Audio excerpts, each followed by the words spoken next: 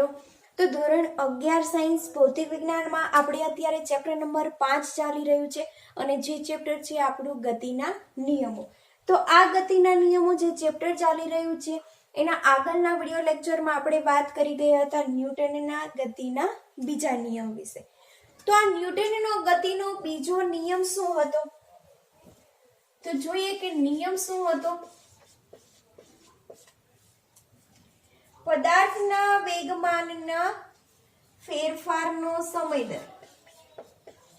પદાર્થના અથવા તો પદાર્થમાં વેગમાનનો ફેરફારનો સમય દર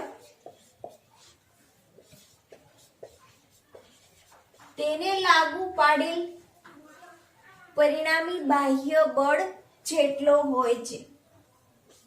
તેના પર લાગુ પાડેલ પરિણામી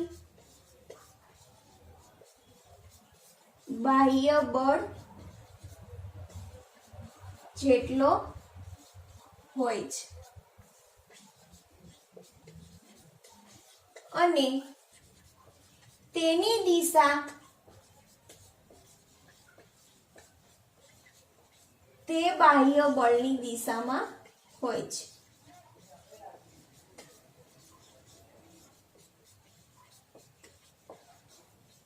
તો આ ન્યૂટનના ગતિના બીજા નિયમ વિશે આપણે કાલના વિડિયો લેક્ચરમાં જોઈ ગયા હતા. આ ઉપરાંત આપણે એનું ઇક્વેશન પણ આપણે ડિરાઈવ કર્યું હતું કે આપણને શું મળતું હતું? F સદિશ બરાબર dp સદિશના છેદમાં dt ઇઝ ઇક્વલ ટુ શું મળતું હતું? m a સદિશ, કે જે ન્યૂટનનો ગતિનો બીજો નિયમ હતો.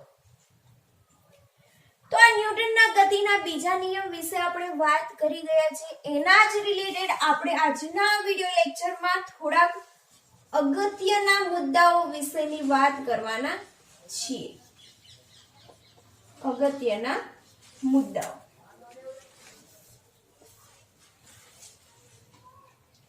તો સૌથી પહેલા તો તમને એ આપેલું છે કે ન્યૂટનના ગતિનો બીજો નિયમ છે. એમાં જો F સદિશ બરાબર શું છે?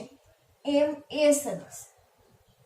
તો પહેલો મુદ્દો શું કહે છે કે જો પરિણામી બાહ્ય બળ ના લાગતું હોય, પરિણામી બાહ્ય બળ ના લાગે તો શું થાય? જો પરિણામી બાહ્ય બળ ના લાગે એટલે F સદિશ બરાબર 0. F સદિશ બરાબર 0 તો એમાં કોઈ પણ પ્રકારનો પ્રવેગ ઉત્પન્ન થવાનો નથી એટલે A સદિશ બરાબર શું થશે? 0 થશે. કોઈ પણ બાહ્ય બળ પદાર્થ ઉપર ના લાગતું હોય તો એમાં કોઈ પણ પ્રકારનો પ્રવેગ ઉત્પન્ન થવાનો નથી. બળ અને પ્રવેગ એકબીજા જોડે રિલેશનમાં છે તે આપણે જોઈ ગયા હતા કાલના વિડિયો લેક્ચરમાં. બરાબર કે બળ અને પ્રવેગ એકબીજા સાથે સંબંધિત છે અને એના પરથી જ આપણે ન્યૂટનનો ગતિનો બીજો નિયમ જોયો હતો. તો જો પદાર્થ ઉપર પરિણામી બાહ્ય બળ ના લાગે તો એમાં કોઈ પણ પ્રકારનો પ્રવેગ ઉત્પન્ન થવાનો નથી. પ્રવેગ ઉત્પન્ન ના થાય એટલે F સદિશ બરાબર 0 તો શું થશે? A સદિશ બરાબર 0. તો આપણને વેગ શું મળે? v અચળ. પદાર્થ ઉપર જ્યારે બળ લગાવવામાં આવે છે ત્યારે એના દળમાં કોઈ પણ પ્રકારનો ફેરફાર થતો નથી. દળ તો એઝ ઇટ ઇઝ જ રહે. કોઈ પણ પદાર્થ ઉપર તમે શું કરો છો? બળ લગાવો છો. બળ લગાવો ત્યારે પદાર્થના દળમાં ફેરફાર ના થાય. માની લો કે હું અત્યારે આ જગ્યાએ સ્થિર ઊભી છું. મારા ઉપર કોઈ પણ પ્રકારનું બળ લાગતું નથી. હવે મારા ઉપર બળ નથી લાગતું તો મારી પોતાની સ્થિર અવસ્થા છે એ શું કરીશ? જાળવી રાખીશ. હવે સ્થિર અવસ્થામાં મારી પોતાની જાળવી રાખીશ એટલે પ્રવેગ ઉત્પન્ન થવાનો નથી. માની લો કે કોઈ પણ પદાર્થ અચળ વેગથી ગતિ કરે છે. અચળ વેગથી ગતિ કરતો હોય એના ઉપર બળ લગાવવામાં આવે છે તો આ બળ છે એ શું થાય છે? એનો વિરોધ થાય છે. ઘર્ષણ બળ એનો શું કરશે? વિરોધ કરશે. પરિણામી બાહ્ય બળ શૂન્ય હોય એટલે એમાં વેગમાં ફેરફાર થવાનો નથી. વેગ છે એનો કેવો રહે છે? અચળ રહે છે. પ્રવેગ ઉત્પન્ન ના થાય એટલે એનો વેગ છે એ અચળ રહે છે. તો બીજા નિયમ ઉપરથી આપણે જોઈ શકીએ છીએ કે પદાર્થ ઉપર જો બળ લગાવવામાં નથી આવતું તો એના પ્રવેગમાં પણ ફેરફાર થતો નથી. પ્રવેગ એનો શૂન્ય રહે છે. પ્રવેગ શૂન્ય રહેતો હોય તો એનો વેગ આપણને કેવો મળે? અચળ મળે. તો જે આ ન્યૂટનનો ગતિનો બીજો નિયમ છે એ આપણે ન્યૂટનના ગતિના પહેલા નિયમ જોડે સુસંગત છે. ન્યૂટનના ગતિનો પહેલો નિયમ શું કહેવામાં આવે છે? કે જ્યાં સુધી પદાર્થ ઉપર ચોખ્ખું બાહ્ય બળ ના લાગે ત્યાં સુધી સ્થિર પદાર્થ સ્થિર જ રહે છે અને ગતિમાન પદાર્થ પોતાની અચળ વેગી ગતિ ચાલુ રાખે છે. એનો વેગ છે એ અચળ રહે છે. તો અહીંયા જે ન્યૂટનનો ગતિનો બીજો નિયમ છે એ ન્યૂટનના ગતિના પ્રથમ નિયમ સાથે સુસંગત છે. તો અહીંયા લખી દઈએ ન્યૂટનનો ગતિનો બીજો નિયમ એ ન્યૂટનના ગતિના પ્રથમ નિયમ સાથે સુસંગત છે.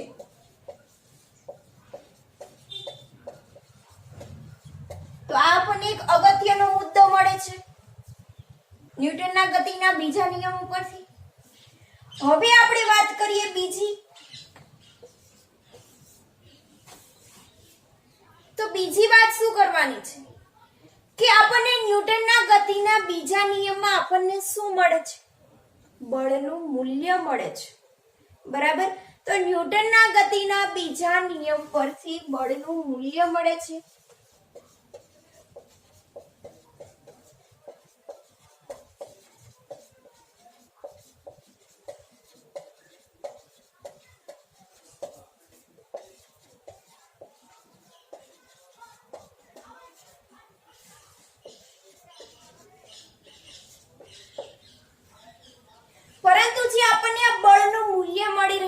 બળ છે તો બળ છે એ કેવી રાશિ છે? સદિશ રાશિ છે. અને બળ સદિશ રાશિ હોવાના કારણે એની પાસે મૂલ્ય પણ હોય છે અને એની દિશા પણ હોય છે. તો બળ અહીંયા સદિશ છે તેથી એને આપણે ત્રણ ઘટકો લઈ શકીએ. x દિશામાંનો ઘટક, y દિશામાંનો ઘટક અને z દિશામાંનો ઘટક. બરાબર. તો અહીંયા લખી દઈએ બળ સદિશ છે તેથી તેના ત્રણ ઘટકો મળે.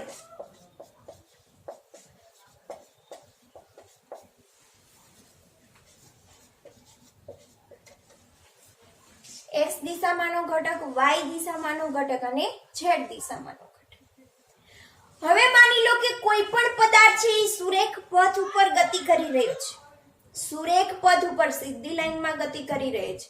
તો પદાર્થે જે આ ગતિ કરી છે એ કયા પરિમાણમાં ગતિ કરી કહેવાય? એક પરિમાણમાં ગતિ કરી કહેવાય. તો ખાલી એનો એક x ઘટક છે એમાં જ ફેરફાર થશે, એના ઉપર જ બળ લાગી રહ્યું છે. તો જે આ દિશામાંનો જે ઘટક છે એ દિશાને આપણે કહીશું fx. અને fx બરાબર શું થશે? dpx ના છેદમાં dt બરાબર max. એવી જ રીતે y દિશામાં આપણે બળ લખી શકીએ fy બરાબર dpy ના છેદમાં dt બરાબર may. અને fz બરાબર શું થશે? dpz ના છેદમાં dt બરાબર maz. તો અહીંયા ત્રણે ત્રણ દિશામાંના ઘટકો આપણે દર્શાવેલા છે. x દિશામાંનો ઘટક, y દિશામાંનો ઘટક અને z દિશામાંનો ઘટક. એટલે કે x અક્ષ છે એટલે કે x અક્ષ બાજુ સુરેખ પથ ઉપર છે કોઈ પણ પદાર્થ ગતિ કરી રહ્યો છે તો એક જ દિશામાં બળ લાગી રહ્યું છે x ડાયરેક્શનમાં. તો એના ઉપર જે બળ લાગી રહ્યું છે fx બરાબર શું થશે? max. બરાબર.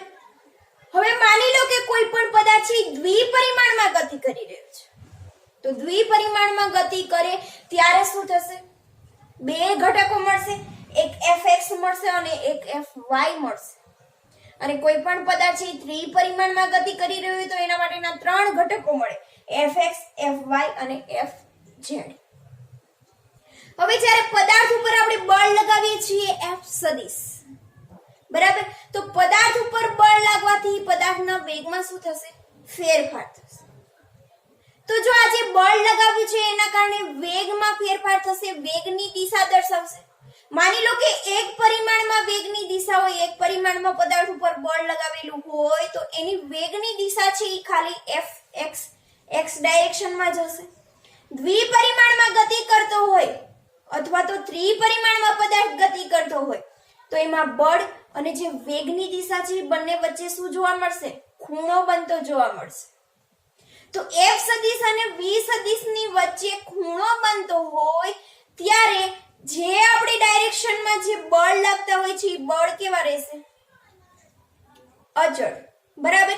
માની લો કે અત્યારે x દિશામાં એક પરિમાણમાં પદાર્થ ગતિ કરી રહ્યો છે તો આપણને એક જ ઘટક મળશે fx અને બાકીના બે ઘટકો છે એ કેવા રહેશે? અચળ રહેશે. બળ સદિશ આપણને એક જ મળશે, બાકીના જે લંબ દિશાના ઘટકો હશે એ બંને કેવા મળશે? અચળ મળશે. તો પદાર્થ એક પરિમાણમાં ગતિ કરે છે તો આપણને એક ઘટક મળશે, fx મળશે, fy મળશે કાં તો fz મળશે. અને જે ઘટક મળશે એની સિવાયના બે ઘટકો લંબ દિશાના હોય છે, બંને કેવા હોય છે? અચળ હોય છે. માની લો કે પદાર્થ દ્વિપરિમાણમાં ગતિ કરે છે, દ્વિપરિમાણમાં આપણને કેટલા ઘટકો મળે? 2, બરાબર. કાં તો જો xy પ્લેનમાં ગતિ કરતું હોય તો fx ને fy ઘટક મળે, fz છે એ અચળ રહે. હવે yz પ્લેનમાં ગતિ કરતો હોય તો એ બે ઘટક મળે, x ઘટક અચળ રહેશે. હવે xz પ્લેનમાં પદાર્થ છે એ ગતિ કરતો હોય તો એ બે ઘટક મળશે, fy છે એ શું થશે? અચળ રહેશે. તો બળ સદિશ રાશિ હોવાથી એના આપણને 3 ઘટકો મળે છે. એક પરિમાણમાં ગતિ કરે તો એક ઘટક મળે, બાકીના બે અચળ રહે. દ્વિપરિમાણમાં ગતિ કરતો હોય તો બે ઘટક મળે, બાકીનો એક અચળ રહે. અને ત્રિપરિમાણમાં ગતિ કરતો હોય તો આપણને 3 ઘટકો મળશે, બરાબર. f સદિશ અને v સદિશ વચ્ચે ખૂણો બનવાથી આપણને જે ઘટક મળે છે એના સિવાયના ઘટક છે એ કેવા રહેશે? અચળ રહેશે. તો આ ન્યૂટનના ગતિના બીજા નિયમમાં અગત્યનો નિયમ, એક અગત્યનો મુદ્દો હતો એ આ હતો. હવે આપણે ત્રીજા મુદ્દાની વાત કરીએ. તો ત્રીજો મુદ્દો શું કહેવા માંગે છે કે આપણને જે આ ન્યૂટનનો ગતિનો બીજો નિયમ મળેલો છે એ ન્યૂટનનો ગતિનો બીજો નિયમમાં જે આપણને સૂત્ર મળેલું છે એ આપણે ખાલી બિંદુરૂપ પદાર્થ માટે જ લાગુ પાડી શકીએ છીએ, કે બિંદુરૂપ કણ માટે જ લાગુ પાડી શકીએ છીએ કે f સદિશ બરાબર dp સદિશના છેદમાં dt is equal to ma સદિશ એ બિંદુરૂપ કણ માટે લાગુ પડે છે.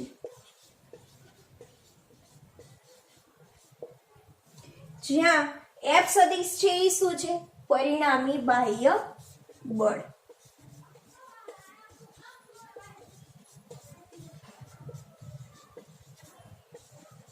અને a સદિશ શું છે? કણનો પ્રવેગ. પદાર્થ ઉપર પરિણામી બાહ્ય બળ લગાવવાથી પદાર્થમાં શું થાય છે?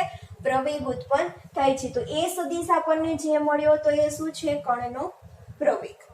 તો ત્રીજો મુદ્દો શું કહે છે કે f સદિશ બરાબર dp સદિશના છેદમાં dt is equal to ma સદિશ બિંદુરૂપ કણ માટે લાગુ પડે છે. બિંદુરૂપ પદાર્થ માટે આપણે લાગુ પાડી શકીએ છીએ. માની લો કે અત્યારે આપણી પાસે કોઈ પણ એક બોલ છે. આ બોલ છે ઘણા બધા કણોનું બનેલું હોય છે, બરાબર. તો આ બોલને ઘણા બધા કણોનું બનેલું હોવાથી આ બોલને આપણે કેવી રીતે બિંદુરૂપ કણ ગણી શકીએ? બિંદુરૂપ પદાર્થ કેવી રીતે ગણી શકીએ? તમને અહીંયા વિચાર આવે. તો જ્યારે આપણે બોલ ઉપર બળ લગાવતા હોઈએ છીએ ત્યારે આ પદાર્થ તો ઘણા બધા કણોનું બનેલું હોય છે. તો શું આપણે બધા જ કણો ઉપર બળ લગાવીએ છીએ? ના, એક કણ ઉપર જ આપણે આપણે બળ લગાવીએ છીએ, બરાબર, કે થોડા કણ ઉપર આપણે બળ લગાવીએ છીએ, તેમ છતાં પણ આખો પદાર્થ શું કરે છે? ગતિ કરે છે. તો આવા પદાર્થને આપણે શું કહેશું? દ્રઢ પદાર્થ. કે જે દ્રઢ પદાર્થ હોય એ દ્રઢ પદાર્થને આપણે શું કહી શકીએ? બિંદુરૂપ કણ ગણી શકીએ. કે એમાં આપણે એક કણ ઉપર બળ લગાવવાથી આખો પદાર્થ શું કરશે? ગતિ કરશે. અને આ જે દ્રઢ પદાર્થ છે એ કેવો હોય છે? સખત હોય છે. અને એની અંદરના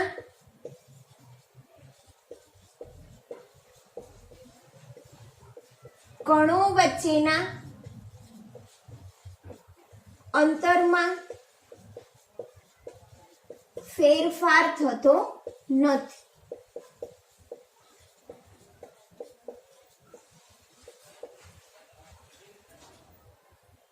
કે દ્રઢ પદાર્થ ઉપર આપણે જ્યારે બળ લગાવીએ છીએ ત્યારે એ અનેક કણોનું બનેલું હોય છે, પણ જ્યારે આપણે બળ લગાવીએ છીએ ત્યારે આ કણો વચ્ચેના અંતરમાં ફેરફાર થતો નથી. અને દ્રઢ પદાર્થ કેવો હોય છે?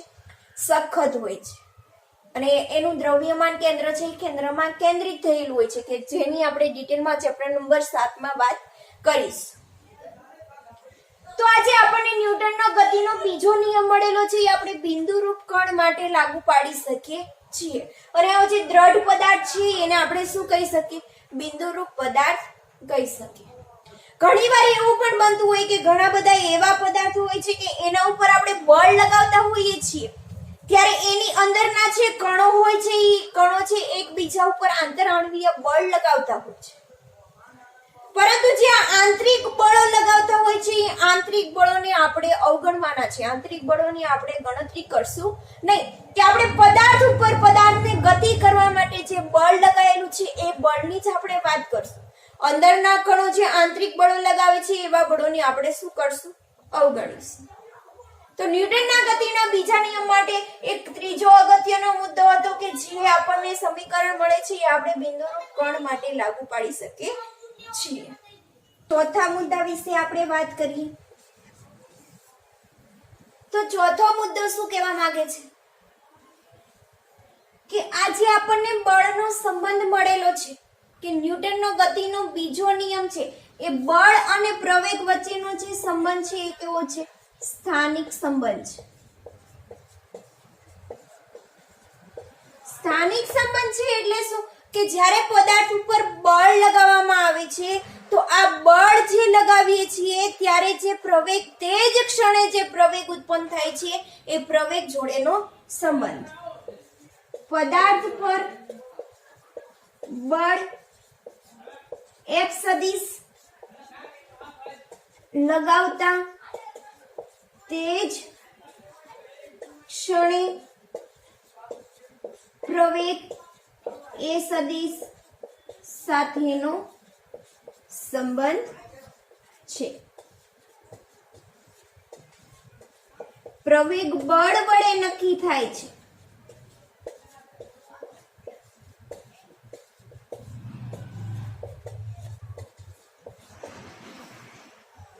તે કણની ગતિના ઇતિહાસ સાથે નહીં. તો ચોથો મુદ્દો શું કહેવા માંગે છે? કે સ્થાનિક સંબંધ છે, કે પદાર્થ ઉપર જે બળ લાગી રહ્યો છે અને એમાં જે પ્રવેગ ઉત્પન્ન થાય છે એ બંને વચ્ચેનો સંબંધ છે એ સ્થાનિક સંબંધ છે. સ્થાનિક સંબંધ એટલે શું? કે માની લો કે કોઈ પણ બોલર છે એ દડા ઉપર બળ લગાવે છે અને દડાને શું કરે છે? ફેંકે છે.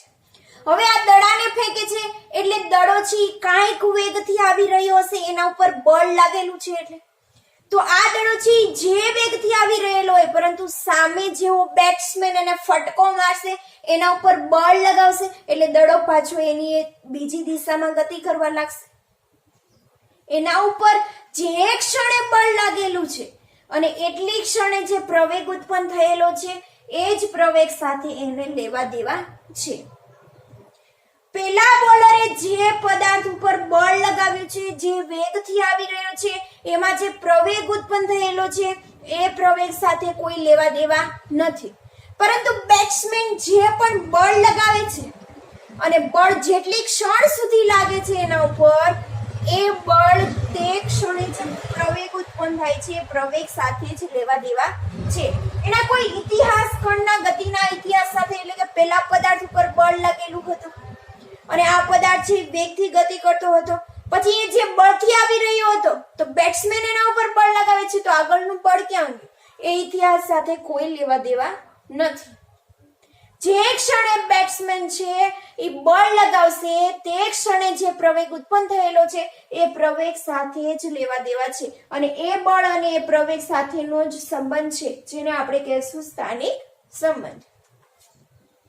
તો આ ન્યૂટનના ગતિના બીજા નિયમના આપણને થોડાક મુદ્દાઓ આપેલા હતા, તો એ મુદ્દાઓ વિશેની આપણે વાત કરી ગયા છીએ. હવે આપણી ટેક્સ્ટ બુકમાં જે ન્યૂટનના ગતિના બીજા નિયમને આધારિત જે ઉદાહરણ આપેલા છે એની વાત કરશું. ઉદાહરણ 5.2 ની વાત કરવાના છીએ. તો ઉદાહરણ 5.2 ની જે રકમ છે તે તમારી ટેક્સ્ટ બુકમાં તમે ચેક કરતા જશો. અત્યારે હું બોલતી જાઉં છું અને ઉદાહરણ સમજાવતી જાઉં છું, તો તમે તમારી ટેક્સ્ટ બુક પણ પાસે રાખી શકો છો. ઉદાહરણ 5.2 શું કહેવા માંગે છે કે 0.04 કિલોગ્રામ દળ ધરાવતી અને 19 મીટર પ્રતિ સેકન્ડની ઝડપથી ગતિ કરતી એક બુલેટ એક ભારે લાકડાના બ્લોકમાં પ્રવેશે છે. શું કીધું છે કે તમને એક બુલેટ આપેલી છે, બરાબર?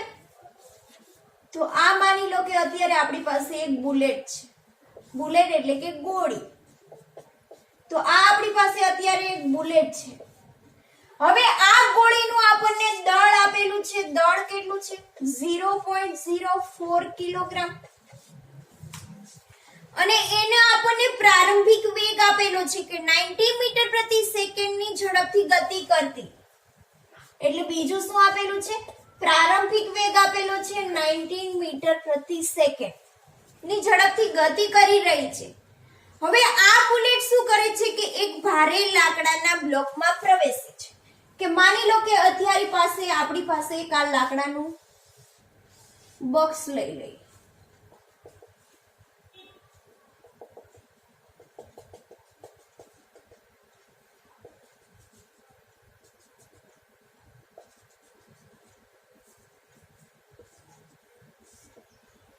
કે આ એક આપણી પાસે લાકડાનું બોક્સ છે અને આ બુલેટ શું કરે છે? આ લાકડાના બોક્સમાં પ્રવેશે છે. તો હવે આ બુલેટને અહીંયાથી છોડીએ છીએ ત્યારે આ દિવાલમાંથી પસાર થઈ અને સામેની દિવાલમાં જશે. તો એને પ્રારંભિક વેગ એટલે કે 1 સેકન્ડમાં 90 મીટર જેટલું અંતર કાપીને શું કરે છે? લાકડાના બ્લોક્સમાં ઘૂસે છે.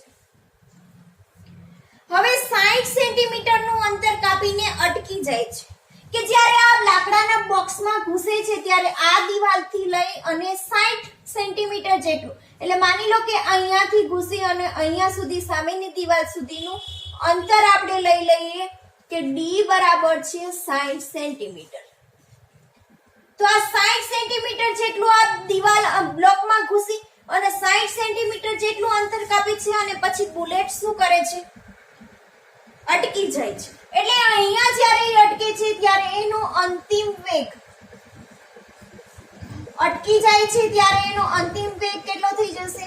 0, કે એની પાસે અંતિમ વેગ નથી.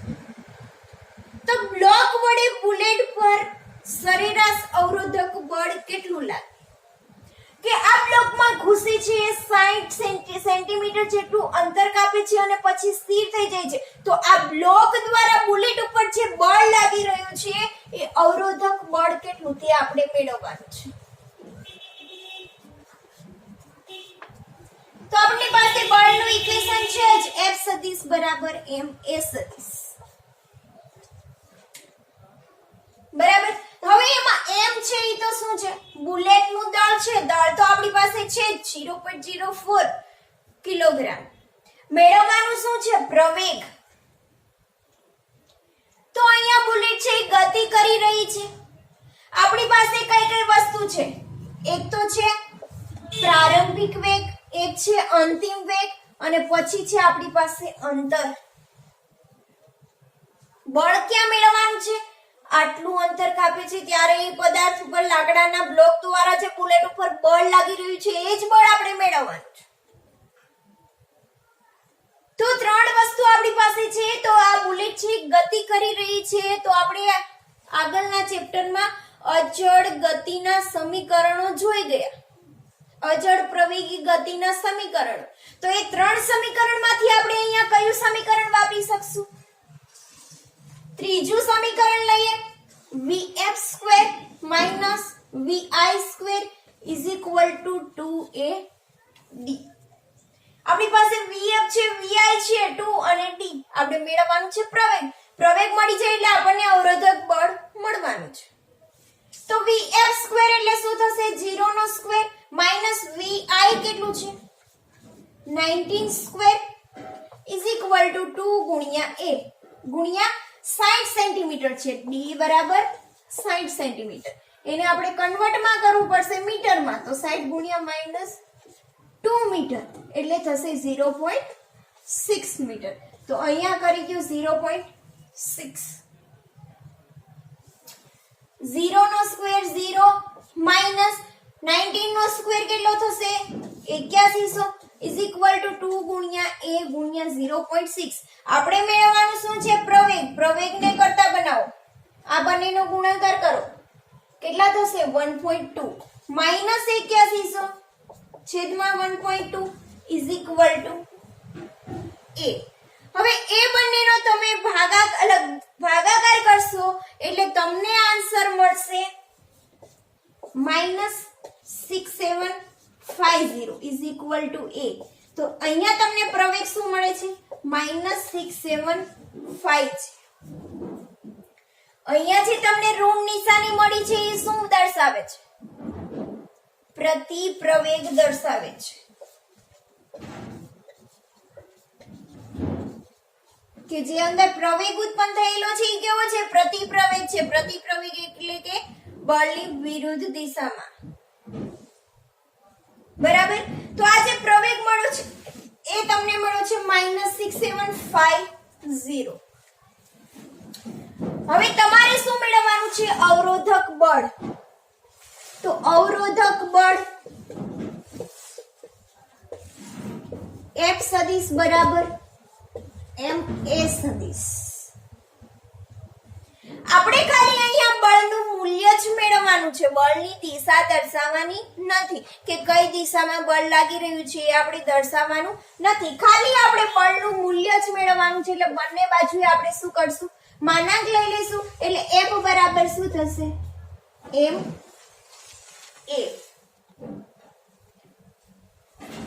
અહીંયા થોડી વાર માનાંક રહેવા દો. માનાંકમાં F સદિશ બરાબર શું થશે? m. m કેટલો છે? 0.04 ગુણ્યા માનાંકમાં પ્રવેગ કેટલો છે? -6750.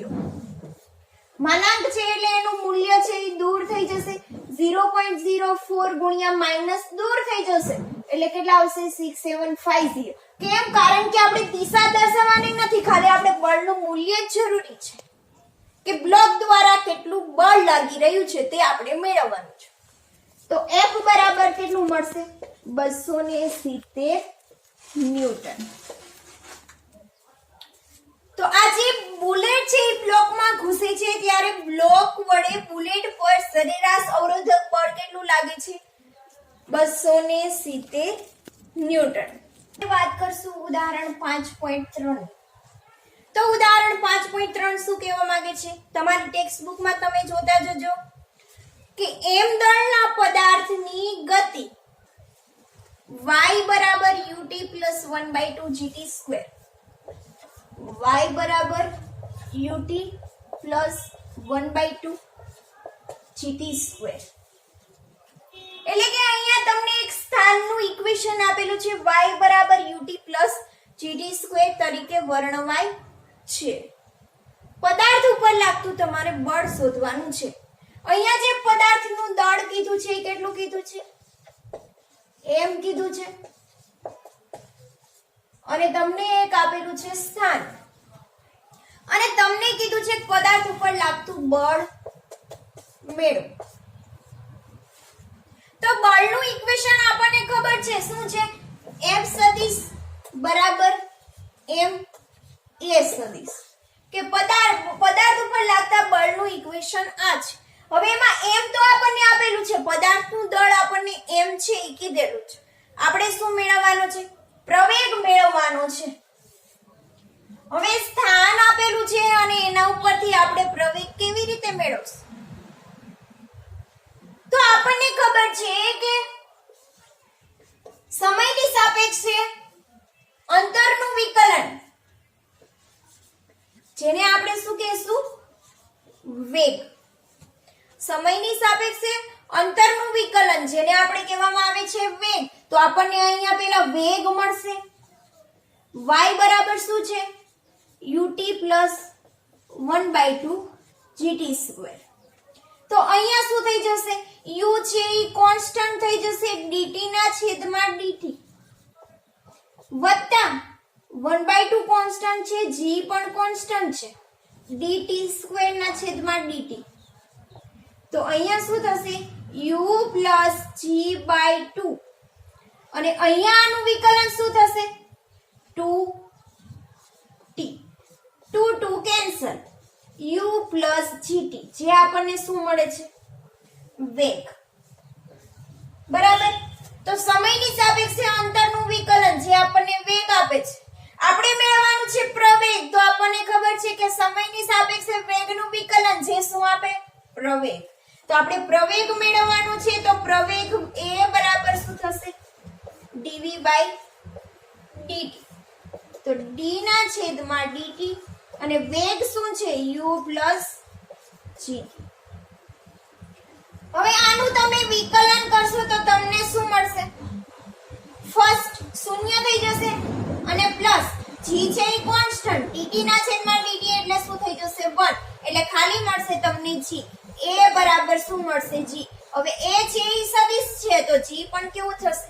સદિશ. આપણે મેળવવાનું છે બળ. તો બળ F સદિશ બરાબર શું છે? m a સદિશ. તો F સદિશ બરાબર શું થશે? m a સદિશની જગ્યાએ g સદિશ. પરંતુ આપણે અહીંયા બળનું મૂલ્ય મેળવવાનું છે. બંને બાજુએ માનાંક લઈ લો એટલે f બરાબર શું મળશે? mg. તો જે આપણને બળ મેળવવાનું કીધું હતું તે આપણે મેળવી લીધું છે. તો આજે આ બળ મળ્યું છે f બરાબર mg. ઇક્વેશન કોનું છે? આપણે ખબર છે, ગુરુત્વાકર્ષી બળ. કોઈ પણ પદાર્થ ગુરુત્વ પ્રવેગની અસર હેઠળ શું કરે છે? મુક્ત પતન કરે છે. ગુરુત્વ પ્રવેગની અસર હેઠળ. અને f બરાબર ગુરુત્વાકર્ષી બળનું ઇક્વેશન શું મળે? f બરાબર mg. તો આ હતું ઉદાહરણ 5.3.